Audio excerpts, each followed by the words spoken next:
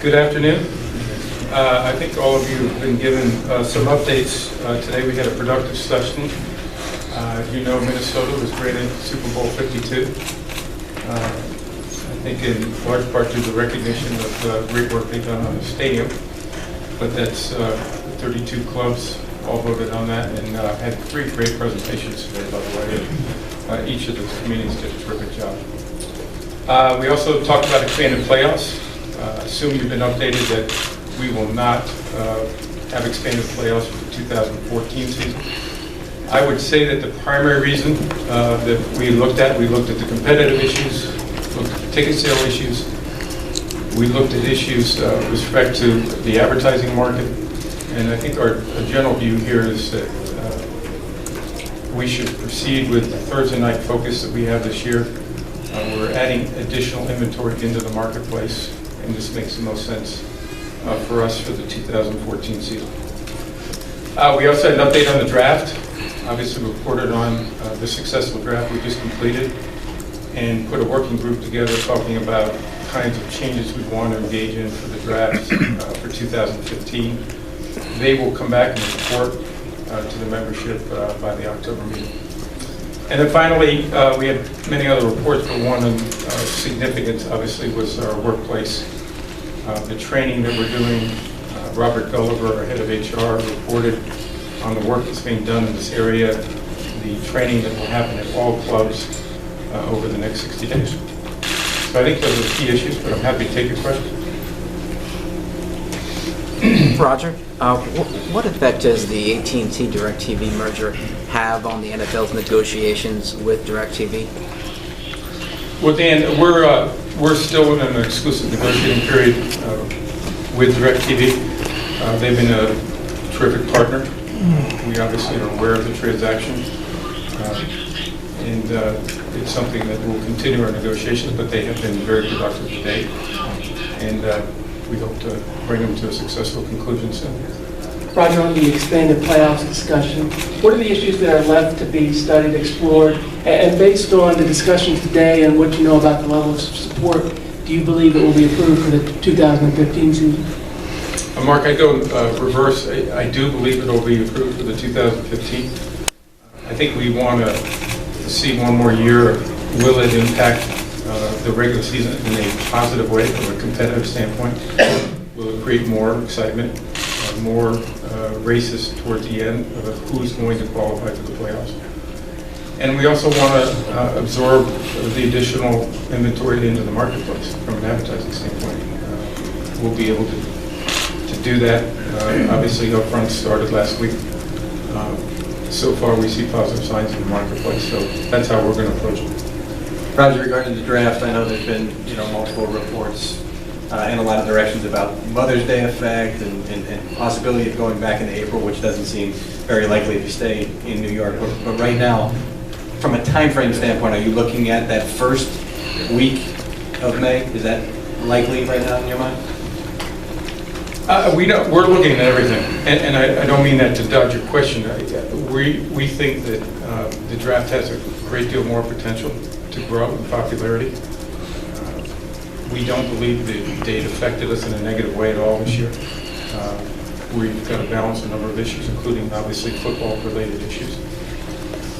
But we think that there's still a lot of growth opportunities here. The date and location are probably the 2 primary issues for us to decide.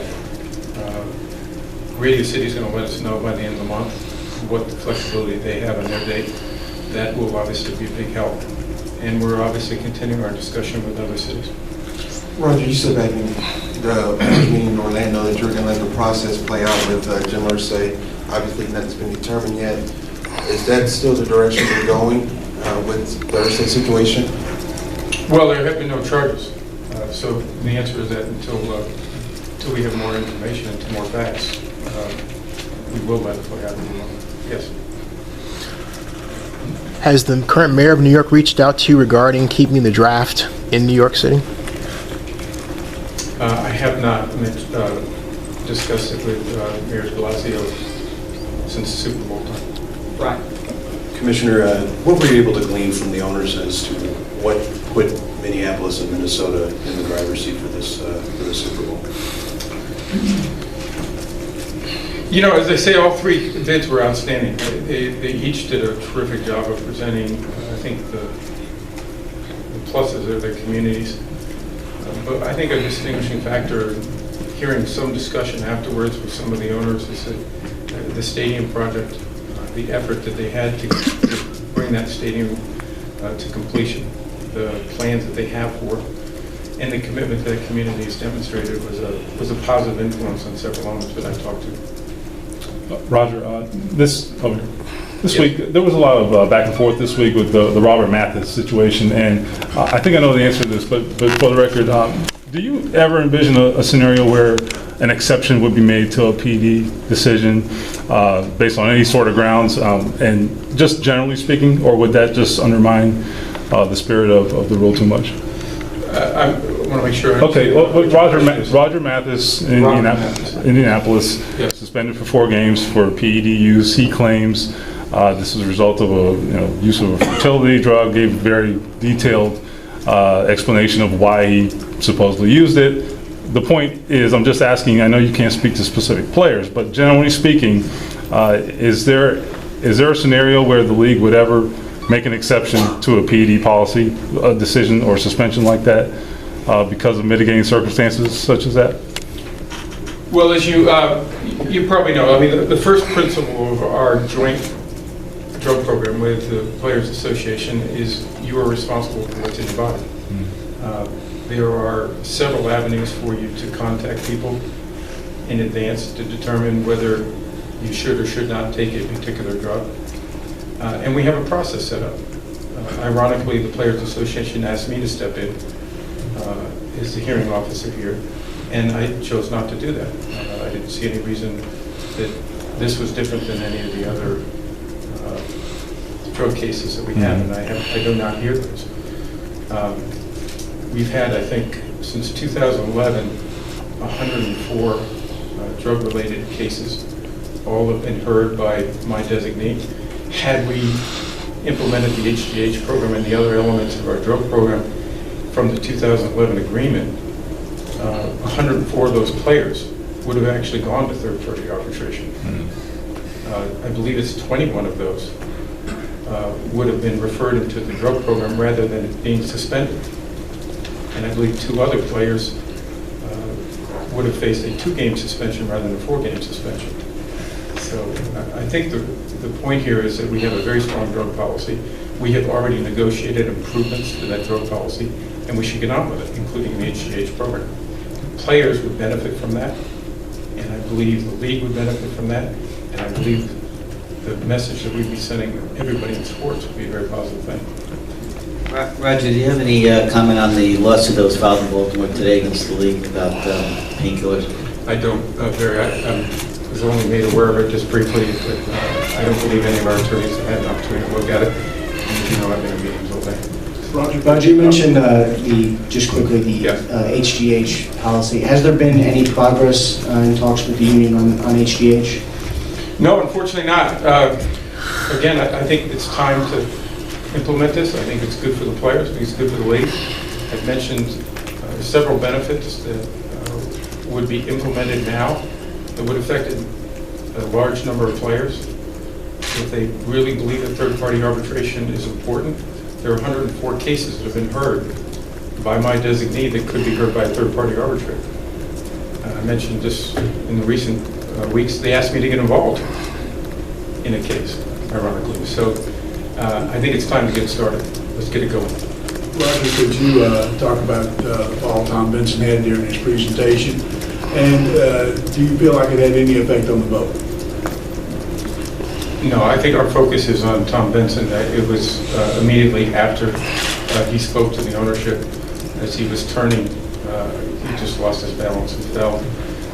Fortunately, he appears to be fine, but I think his precautionary step, they've taken him to the hospital. But our thoughts are with Tom Benson's family right now. But the initial reaction looks very positive. I spoke to him, went in the back and spoke to him before he left. Roger, over here. What level of dialogue have you had with DeMaurice Smith and the union about the question of expanding the playoffs? And I think there's a bit of different opinions on whether or not you really have to get the union's approval or if you can unilaterally apply that. Can you give us your interpretation of that and what you've had in terms of discussions with the unions about the issue? Yeah, Jared, this is something that I've had numerous conversations with DeMorris about. I just spoke to him about it 2 weeks ago. I think there's a lot of benefits to the players. That's something they'll have to evaluate. But there are partners, and I've said on many occasions before, we're going to continue the dialogue with all of our partners to make sure that it can be done the right way. I do believe there's some real benefits to the players. The revenue obviously will increase, and they share in that, and they get the largest percentage of that, in fact. The fact that DeMorris yesterday talked about workers' compensation as being perhaps some type of trade-off in the discussion about playoff expansion. Well, I just spoke to him 2 weeks ago, and he didn't even raise that issue when I raised it. So, I have to have those conversations. Roger, New Orleans had nothing but success in bidding for Super Bowl in the past. Is there some kind of a new dynamic at play here with new stadiums coming in line? What would you say about New Orleans' chances to host the Super Bowl in the near future? New Orleans is a great community. They did a terrific job in the last Super Bowl, but so did Indianapolis. So I do think, and I've said this before, in every circumstances, it's much more competitive to host these Super Bowls. The stadiums, the new stadiums are obviously a big factor. I think drive and influence owners' perspective. And the size of this event and the impact it has on communities is creating even more interest. So it is much more competitive, but New Orleans is a great community, and I believe they'll have another Super Bowl. Arthur Blank brought up the possibility of making that bid in 2019. Can you talk about that? You went to the groundbreaking yesterday.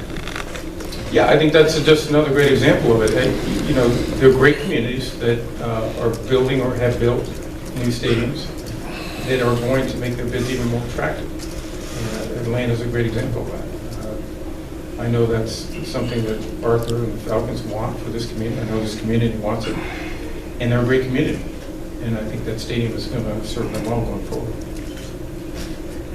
Roger, what have you and the NFL learned from how the NBA is handling the Donald Sterling situation? I think they've made the right decisions. And I salute Adam Silver for being decisive, and he just made the right statement, and he's doing the right things.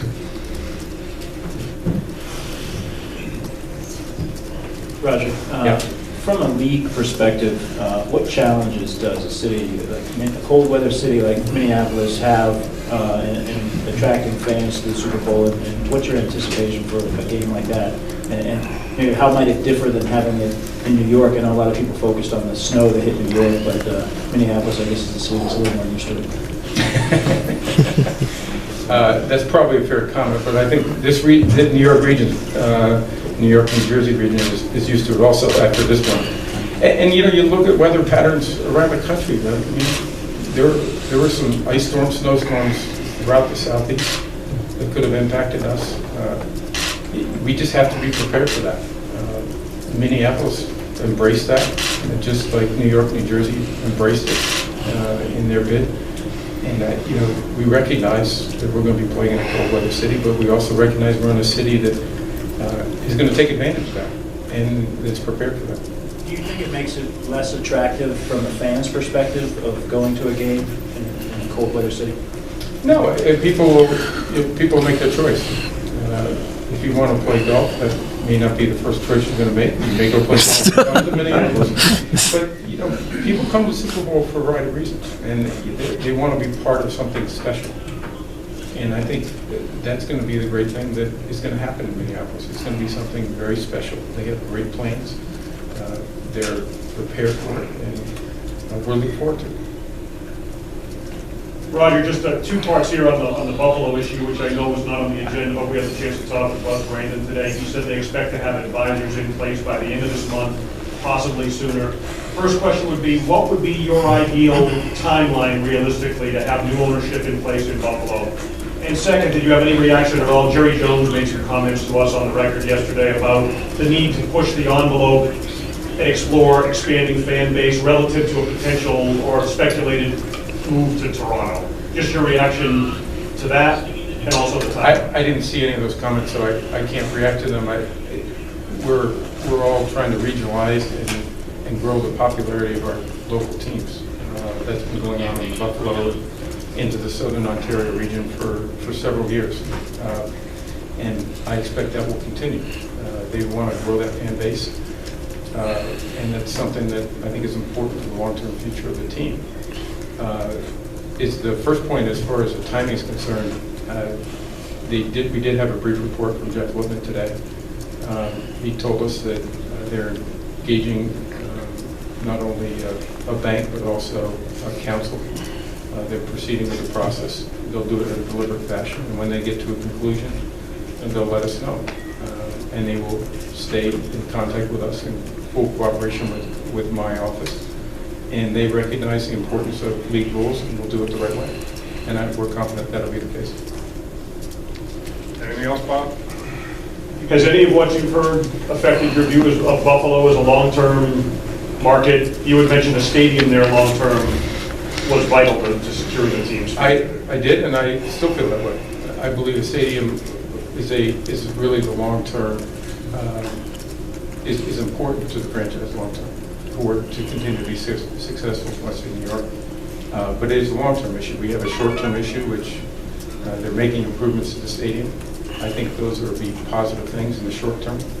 But we all know that this lease is 10 years. We have to look well beyond that for this franchise to continue to be successful in this league. Can you be specific in terms of just the viability that a new stadium would offer to that franchise in a market like Buffalo and Western? It's the same in any other market. You know, you need to have the revenue streams. You need to have the kind of facility that people want to come to. And it's going to give the long-term stability for the franchise to be successful. That's why you see them happening in Atlanta, you see them happening in Minneapolis. These are important elements to keeping teams successful. Okay. Okay. Yeah, thank you.